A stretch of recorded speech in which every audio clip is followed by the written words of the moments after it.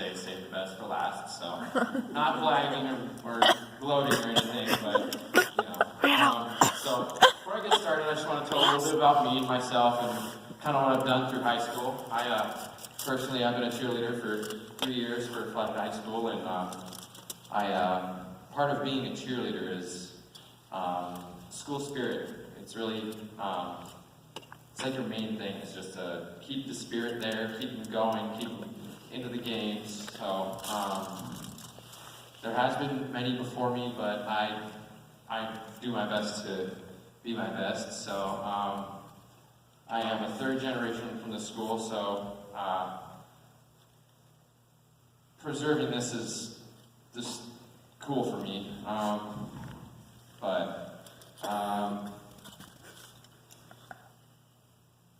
I'll just start it out. So, my name is Austin. I am part of the first community school that has ever happened in this high school. Some people could say we were the guinea pigs to this, but I feel like we were the start. We were like the baseline of what there is to be for the future.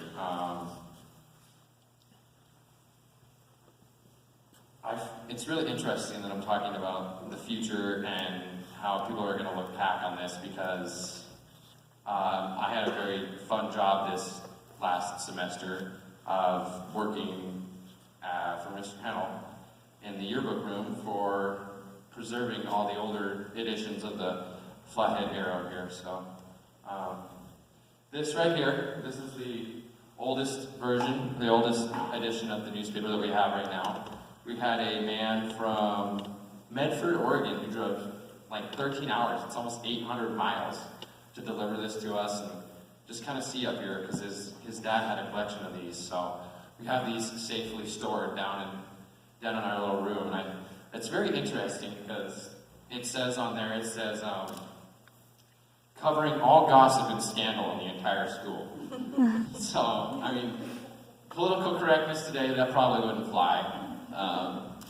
It has to be more professional, covering all, I don't know what you would say nowadays. There's so many stipulations and things you can't say, so. But it's definitely changed quite a bit from that, so just some interesting things I found in this paper. Back in 1924, if you were tardy to class, it was a 3% grade reduction on your grade, your total grade, not just for that day. So tardiness was a big stress back then. The Bob's haircut, mentioned countless amount of times in that paper. But this is very interesting, because this paper's been going for 101 years, we found.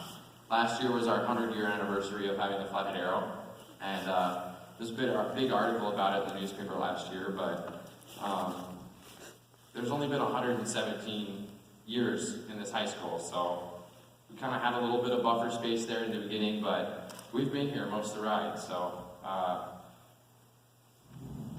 let's see. We've had a lot that's gone on. We cover all the little stories, from bob haircuts to bigger things, like over here I don't really like to talk about it, but there's been some iffy newspapers. This one's about prom night and what kind of goes on with that. I think you could go on and guess what that paper was about. We have one here about kids with tattoos in the high school, and I mean, back 20 years ago, maybe having a tattoo in high school wasn't the coolest thing, but you can see how things are moving forward and how it's socially acceptable things are coming into light. Here's another one about drugs. I don't really know what more to say about that, but then I think the most important one we have is right here on the end. It's about our school. That's what I'm here to talk about, is our school. We just passed a bond this last 2016 for $28.76 million. It's not all for Flathead, but majority of that is going to Flathead and some to Glacier, some to Linderman, but you can see that that's a lot of money.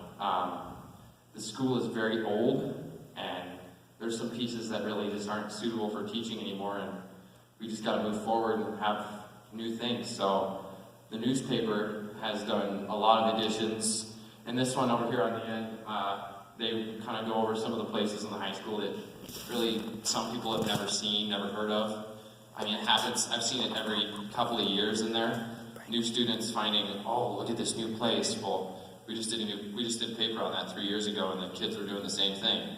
Whoa, look at this cool place I found. And there's so many places. There's places you can go up underneath the auditorium here. You can go underneath the office. There's old tunnels. There's up here we have the theater kids. There's names on bricks. I found one from like 1940.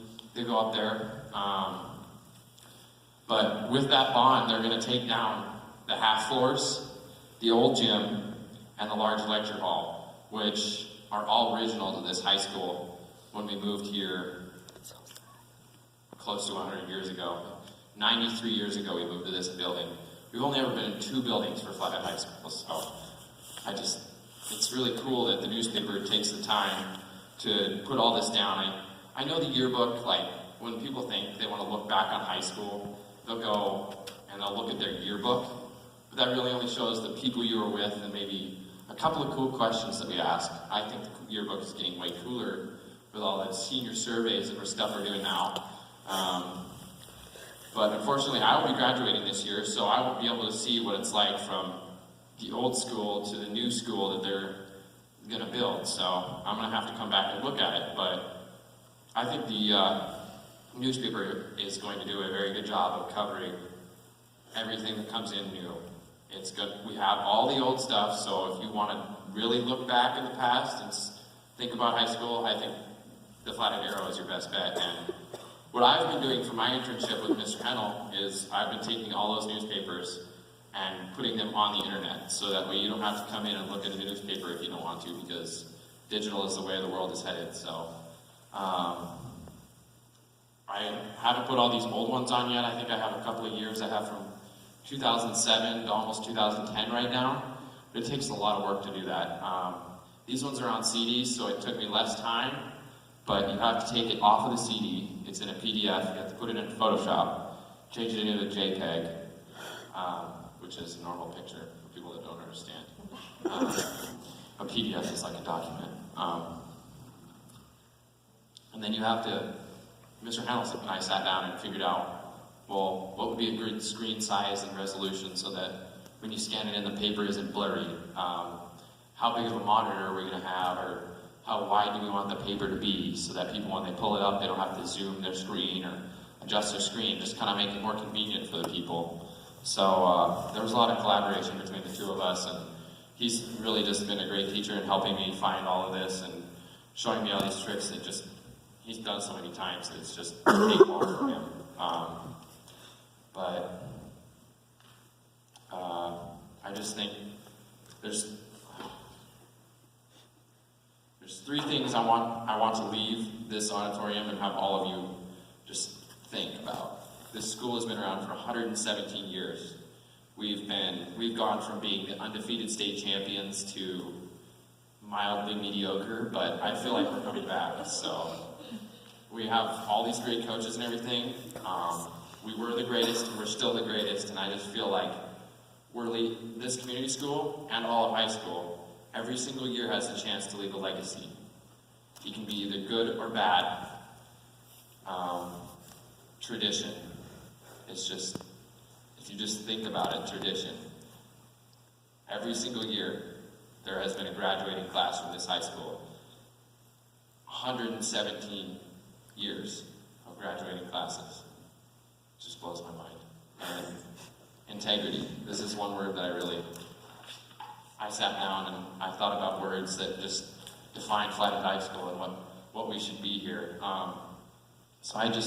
Integrity really stuck. The definition of integrity, the quality or state of being complete or undivided. And as soon as I read that, there's not a better word than dictionary for this high school. Honestly, we've been together 117 years. I don't think anything can break that. So, a big thanks to everybody, Mrs. Bowen, Ms. Nelson, and Mr. Hennel for making this an awesome senior year. Thank you.